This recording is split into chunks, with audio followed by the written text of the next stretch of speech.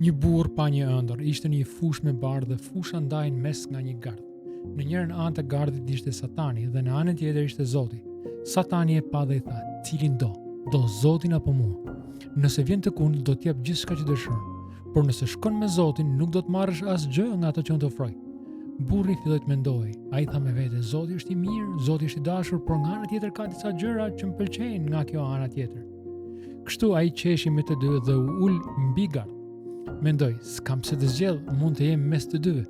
Ndërsa po qeshte me Zotin, me Satanin, gjithçka u errësua. Nga errësira Satani u afrua dhe e kapi fort nga krau. Burri tha me frikë: Jo, nuk të zgjoll aty.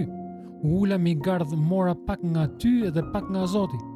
Por Satani e shtrëngoi dorën edhe më fort dhe i tha: "Gardhi është i imi.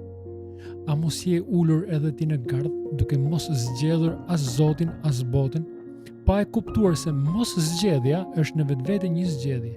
Më shkruaj më poshtë, Soti Bekov.